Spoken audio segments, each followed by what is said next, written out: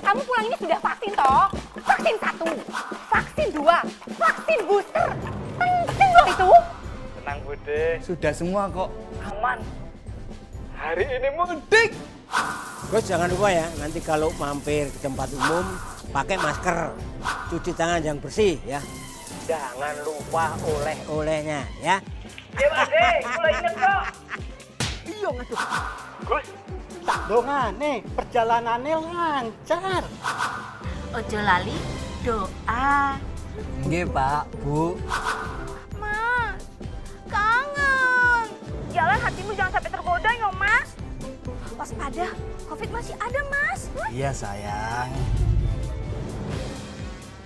Persiapan harus mantap, vaksin booster biar lengkap.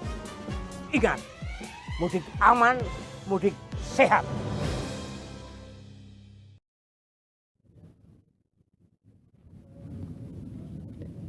Assalamualaikum warahmatullahi wabarakatuh. Selamat sore, salam sejahtera untuk kita semuanya. Hari ini saya akan menyampaikan perkembangan penanganan COVID-19 di Indonesia. Dalam rangka menyongsong Hari Raya Idul Fitri, saya ingin menyampaikan capaian vaksin terkini. Seperti kita ketahui bersama, kekebalan komunitas yang ditimbulkan oleh vaksin menjadi salah satu faktor penentu terkendalinya kasus terlebih pada masa aktivitas dan mobilitas masyarakat yang tinggi. Secara umum, capaian vaksinasi nasional sudah cukup baik meskipun pemerataan cakupan vaksin ini masih harus terus ditingkatkan. Bahkan data menunjukkan masih ada beberapa daerah yang hingga saat ini cakupan vaksin dosis lengkapnya belum mencapai target 70%. Ditambah pula, kita masih perlu meningkatkan capaian vaksinasi booster. Belum meratanya cakupan vaksin dosis lengkap serta capaian booster yang masih perlu ditingkatkan, tentunya perlu untuk menjadi kewaspadaan kita bersama. Terlebih pula, di masa penyesuaian kebijakan ini, tanggung jawab setiap individu menjadi penentu dalam mempertahankan kondisi kasus agar tetap terkendali.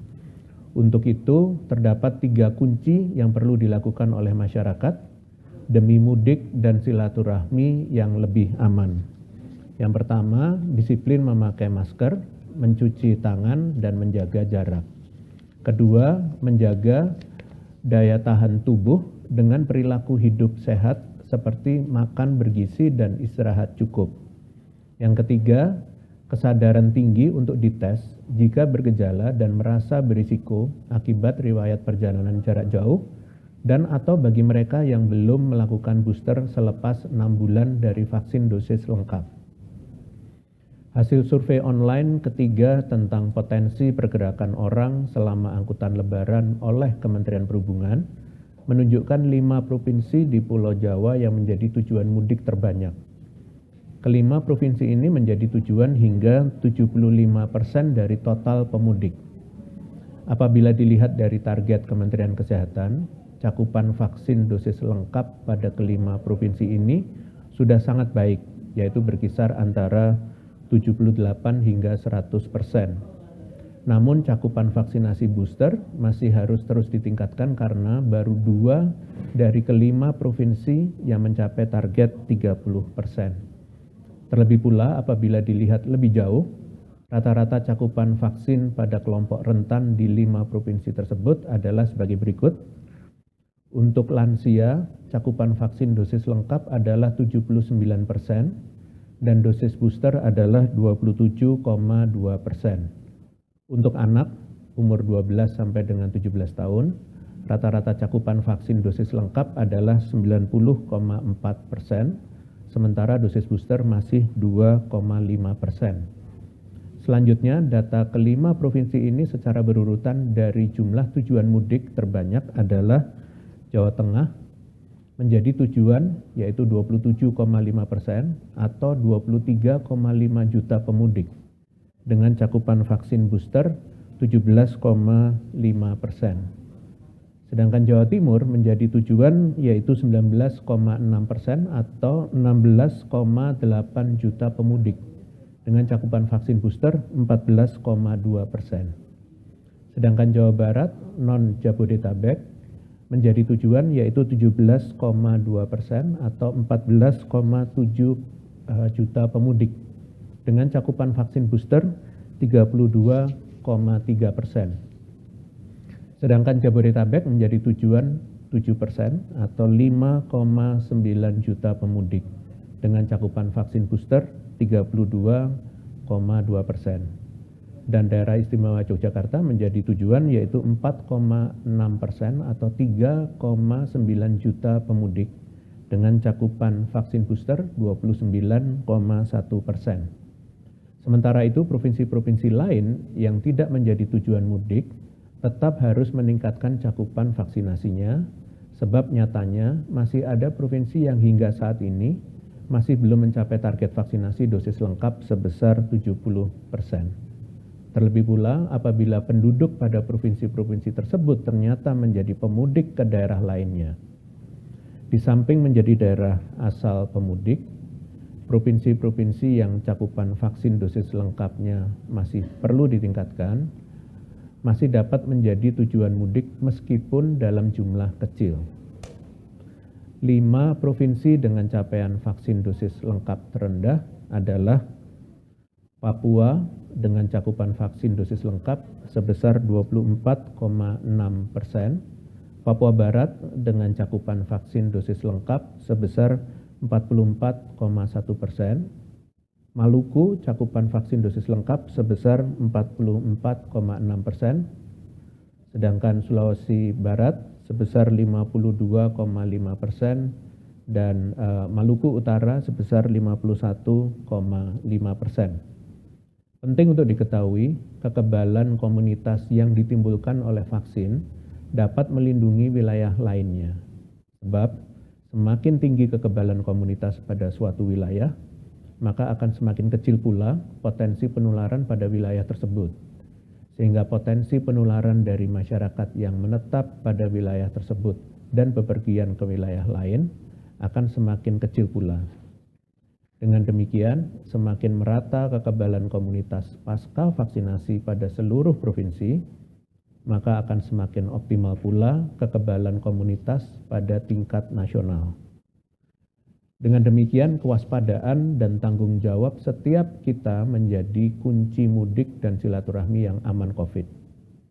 Seperti yang sudah saya sampaikan sebelumnya, hal ini dapat dilakukan dengan 3 hal sebagai berikut. Yang pertama, tetap disiplin memakai masker, mencuci tangan, dan menjaga jarak. Apabila vaksin dapat melindungi kita dari keparahan gejala, perawatan di rumah sakit, hingga kematian pada saat kita sudah terlanjur tertular COVID, protokol kesehatan 3M dapat mencegah agar virus tidak masuk ke tubuh kita sama sekali. Yang kedua adalah menjaga daya tahan tubuh dengan perilaku hidup sehat. Pastikan kita makan dengan teratur, beristirahat dengan cukup, serta rutin berolahraga agar kondisi tubuh kita selalu dalam keadaan sehat, baik sebelum melakukan perjalanan, selama melakukan perjalanan, dan setelah melakukan perjalanan.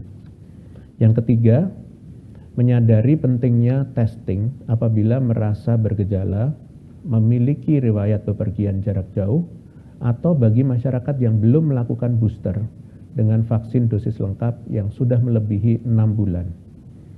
Testing menjadi penting untuk dilakukan mengingat masih tingginya potensi kasus tanpa gejala yang ada di sekitar kita. Bukan tidak mungkin kita tertular dan menjadi sumber penularan bagi yang lain. Ingat, pada masa silaturahmi ini, jangan sampai karena kelalaian kita menjadi sumber penularan bagi kelompok rentan yaitu lansia, anak-anak, dan penderita komorbid yang akan kita jumpai. Mudik aman, jangan bawa virus pulang. Selanjutnya, saya akan membagikan beberapa tips yang perlu diperhatikan masyarakat dalam mempersiapkan aktivitas yang sehat dan aman di masa transisi pandemi COVID-19 menjelang periode Hari Raya Idul Fitri 1443 Hijriah. Perlu menjadi catatan bahwa pandemi COVID-19 belum berakhir. Pemerintah berusaha tidak tergesa-gesa dan masih melakukan pemantauan kasus COVID-19 setidaknya 6 bulan ke depan, sehingga dimohon kesediaan masyarakat untuk konsisten mematuhi kebijakan yang berlaku. Di tengah prediksi adanya lonjakan pergerakan masyarakat yang mudik di tahun ini sebesar 85,5 juta orang menurut survei dari Kementerian Perhubungan, pemerintah mendorong masyarakat untuk menyegerakan waktu pergi dan pulang sekaligus menyarankan penggunaan kendaraan umum untuk mudik dalam rangka mengurangi kemacetan di hari-hari pasca Hari Raya Idul Fitri nantinya. Walaupun di dalam survei yang sama dinyatakan bahwa Jabodetabek adalah epicentrum arus mudik, namun antisipasi kerumunan harus juga tetap diperhatikan pada area di luar Pulau Jawa, baik khususnya demi mencegah efek pingpong penularan COVID-19 yang terjadi pada 2 tahun pandemi terakhir.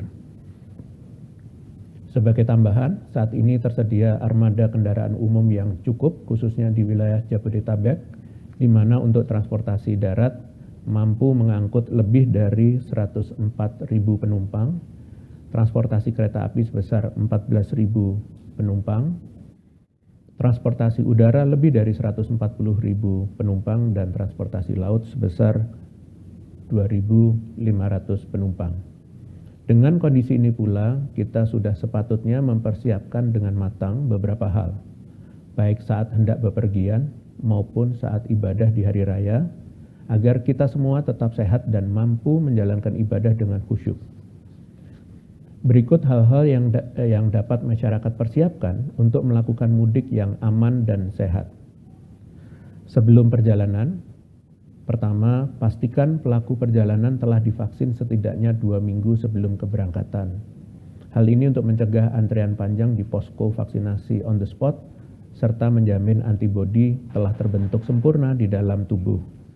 Yang kedua, mengunggah aplikasi Peduli Lindungi dan mengisi e-hack agar proses keberangkatan lebih lancar, khususnya di pintu keberangkatan. Yang ketiga, mempersiapkan kondisi tubuh yang fit sebelum melakukan perjalanan, baik dengan konsumsi makanan yang sehat dan bergizi dan istirahat yang cukup. Sedangkan saat perjalanan, pertama, memakai masker dan berkala menggantinya setiap 4 jam sekali. Pastikan buang masker di tempat sampah yang tertutup. Yang kedua, mencuci tangan secara berkala, baik dengan sabun cuci tangan atau hand sanitizer, khususnya setelah memegang benda tertentu atau beraktivitas. Yang ketiga, khusus untuk transportasi umum, tidak diperkenankan untuk berbicara atau menerima telepon baik 1 maupun 2 arah. Hal ini bertujuan agar tidak banyak droplet yang tersebar di dalam kendaraan yang umumnya sirkulasi udara yang minim. Yang keempat, untuk penumpang pesawat, tidak diperkenankan makan atau minum dalam perjalanan yang durasinya kurang dari 2 jam, kecuali terdesak karena alasan kesehatan. Sesampainya di tempat tujuan, yang pertama, tetap disiplin menjalankan protokol kesehatan. Yang kedua, berusaha meminimalisir keikutsertaan lansia maupun penderita komorbid sebagai populasi berisiko tertular COVID-19 dalam pertemuan besar. Yang ketiga, tetap melakukan aktivitas di daerah tujuan sesuai dengan aturan PPKM leveling yang berlaku. Selanjutnya, saat periode Hari Raya Lebaran 1443 Hijriah, berikut hal-hal yang harus diperhatikan bersama. Untuk sholat Idul Fitri, masyarakat dapat menjalankan sholat berjamaah maupun takbir yang mengiringinya, baik di masjid maupun di tempat terbuka, dengan catatan tetap mematuhi protokol kesehatan ketat, seperti jemaah tetap memakai masker, dan khotib khususnya diberikan pembatas saat hendak melepas masker untuk memberikan khutbah. Untuk silaturahmi, masyarakat bisa melakukan kunjungan ke kerabat maupun familinya dengan catatan tetap mematuhi protokol kesehatan yang ada. Kami juga menghimbau bagi ASN sesuai dengan edaran dari Kemenpan RB untuk menggunakan periode cuti bersama Idul Fitri yang diberikan secara bertanggung jawab dan mencegah pelaksanaan aktivitas yang berpotensi menimbulkan penularan COVID-19. Perlu menjadi catatan bahwa untuk keselamatan bersama, masyarakat disiplin tetap mengenakan masker saat berkunjung ke kediaman satu sama lain. dan untuk berkegiatan termasuk mobilitas dalam satu kabupaten atau kota, diharapkan tetap memperhatikan aturan yang berlaku, baik kapasitas maupun jam operasional sesuai PPKM leveling di kabupaten kota tersebut, dan tentunya implementasi protokol kesehatan yang ketat. Pada akhirnya, kita sendirilah yang mampu menentukan apakah aktivitas yang kita lakukan ini, baik mudik maupun beribadah, tetap sehat dan aman. Untuk itu, saya kembali ingatkan bahwa untuk dapat tetap sehat, kita perlu segera divaksinasi lengkap maupun booster. Jika belum dan hendak bepergian, maka lakukan testing sesuai jenis yang dianjurkan, menaati protokol kesehatan 3M, 3T, dan jaga jarak jika mampu. Kemudian menunda kepergian jika tidak mendesak maupun saat dalam kondisi tubuh yang kurang fit dan cukup dalam beristirahat. Dan untuk dapat tetap aman, kita perlu mematuhi setiap tahapan pemeriksaan oleh petugas di lapangan dan mematuhi aturan yang berlaku seperti penerapan modifikasi arus lalu lintas, baik saat pergi mudik maupun arus balik.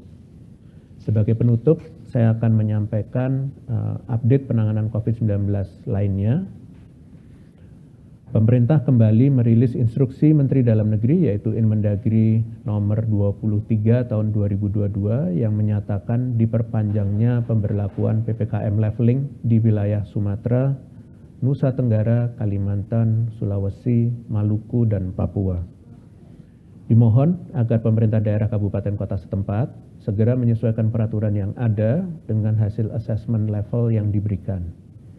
PPKM ini akan berlaku hingga tanggal 9 Mei 2022. Dan selanjutnya demi mendukung mudik yang aman dan sehat, pemerintah berupaya menyediakan kompilasi berbagai informasi dan panduan seputar mudik lebaran tahun ini yang dapat diakses dengan lebih mudah oleh siapa saja dan kapan saja di https://id/mudik-aman-sehat-2022. Pemudik juga dapat mendapatkan informasi terkait jalur mudik utamanya yang berkaitan dengan potensi kebencanaan selama perjalanan yang dapat diakses melalui aplikasi InaRisk. Diharapkan masyarakat dapat memahami informasi tersebut terlebih dahulu sebelum bepergian. Lalu pemerintah menyatakan bahwa tersebarnya pesan berantai di WhatsApp yang menyebutkan 4 poin putusan Mahkamah Agung nomor 31P/HUM/2022 sebagai informasi yang keliru, di mana pertama, tidak benar bahwa pemerintah telah menyatakan pandemi COVID-19 berakhir. Pemerintah Indonesia masih tetap akan memantau kasus COVID-19 ke depannya dan keputusannya ini pun disertai dengan pertimbangan ahli di bidangnya. Kedua, tidak benar bahwa aplikasi Peduli Lindungi melanggar HAM terkait penyalahgunaan data pribadi. Hal ini mengingat input data pribadi dilakukan dengan persetujuan pemilik informasi terlebih dahulu dan data ini telah disimpan serta terjaga dengan baik di Pusat Data Nasional Kementerian Kominfo dan diawasi oleh BSSN. Pada prinsipnya, putusan Mahkamah Agung ini diterbitkan untuk menjadi payung hukum demi menjamin penyediaan vaksin halal dalam program vaksinasi nasional. Sejauh ini, seluruh vaksin yang ada di Indonesia masih bisa digunakan karena alasan kedaruratan berdasarkan fatwa MUI. Perlu diketahui bahwa kehalalan sebuah produk umumnya dipertimbangkan dari bahan dan turunannya yang digunakan dalam proses pembuatan dan dinyatakan tidak sah sesuai hukum syariah. Namun, seiring dengan meningkatnya kapasitas vaksin halal seperti Sinovac dan vaksin lainnya, maka penggunaan vaksin COVID-19 untuk umat muslim akan digantikan sepenuhnya dengan vaksin yang sudah mendapatkan fatwa halal. Terakhir, saya ucapkan kepada seluruh umat muslim yang merayakan Taqabbalallahu minna wa minku ja'alana minal aidin wal faizin. Semoga Allah Subhanahu wa ta'ala menerima puasa kita selama 1 bulan dan menjadikan kita kembali dalam keadaan suci dan termasuk orang-orang yang mendapatkan kemenangan. Selain itu, di hari yang suci tersebut, sebaiknya kita semua berdoa agar kasus COVID-19 tetap melandai bahkan setelah pasca Hari Raya Idul Fitri agar kita semakin siap menjalani transisi pandemi COVID-19 dan kembali beraktivitas seperti sedia kala. Sekian konferensi pers hari ini, saya lanjutkan dengan sesi tanya jawab media. Terima kasih. Terima kasih Prof. Pertanyaan pertama dari Fitri-Liputan6.com. Kementerian Kesehatan membuka peluang penggunaan vaksin Sinovac dijadikan sebagai booster. Apakah Sinovac untuk vaksinasi booster dapat memberikan perlindungan optimal, mengingat pada uji klinis efikasi Sinovac sangat rendah untuk dijadikan booster dengan konsep homolog. Lalu, bagaimana mekanisme pemberian Sinovac untuk booster? Apakah akan ada penambahan stok? Terlebih penggunaan Sinovac sejak Januari lalu dikhususkan untuk vaksinasi anak-anak. Terima kasih. Baik, terima kasih Liputan6.com. Pada prinsipnya, keputusan menjadikan Sinovac menjadi salah satu vaksin booster telah melalui perumusan oleh para ahli, yaitu dari ITAGI, sehingga masyarakat tidak perlu khawatir. Pemerintah berkomitmen menyediakan setiap dosis vaksin yang efektif serta aman. Terkait dengan mekanisme pemberian vaksin Sinovac sebagai booster, akan sama seperti vaksinasi pada umumnya. Sejalan dengan penetapan ini, pemerintah akan terus menambah pasokan vaksin agar bisa mencukupi kebutuhan baik dari mekanisme pembelian ataupun kerjasama bilateral. Pertanyaan kedua masih dengan media yang sama. Tempat-tempat wisata diperkirakan akan membludak pada masa libur Lebaran. Bagaimana kesiapan protokol kesehatan tempat-tempat wisata menghadapi lonjakan wisatawan, terutama untuk tempat-tempat wisata di daerah PPKM level 1 yang diizinkan dibuka dengan kapasitas 100%. Kemudian, bagaimana pengawasan Satgas terhadap tempat-tempat wisata nantinya agar masyarakat tetap berwisata dengan aman COVID-19. Terima kasih. Baik, sebagaimana yang selalu dilakukan selama PPKM berlangsung, pemerintah pusat telah mendorong setiap fasilitas publik untuk membentuk satgasnya sendiri agar penerapan protokol kesehatan di komunitas berjalan dengan baik. Nantinya, satgas akan berasal dari pihak penyelenggara fasilitas publik yang memiliki kewajiban melaporkan hasil pantauannya kepada pemerintah daerah sebagai Satgas COVID-19 daerah.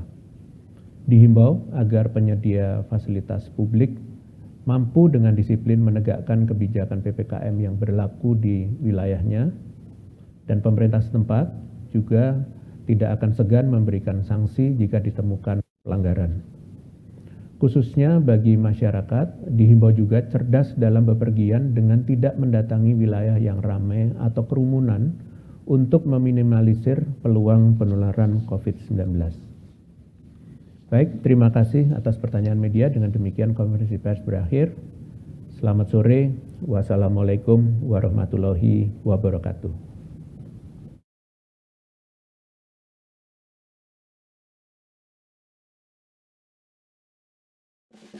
Gus, kamu pulang ini sudah vaksin toh? Vaksin 1, vaksin 2, vaksin booster. Penting loh itu. Tenang Bude, Sudah semua kok. aman. Hari ini mudik. Gus jangan lupa ya, nanti kalau mampir ke tempat umum pakai masker, cuci tangan yang bersih ya. Jangan lupa Oleh-olehnya ya. Iya Ade, mulai inget kok. Iya ngaduh. Gus, Dongane perjalanannya lancar. Ojo lali doa. Nggih, Pak, Bu. Mas, kangen. Jalan hatimu jangan sampai tergoda ya Mas. Waspada, COVID masih ada Mas. Iya, sayang. Persiapan harus mantap, vaksin booster biar lengkap. Ingat, mudik aman, mudik sehat.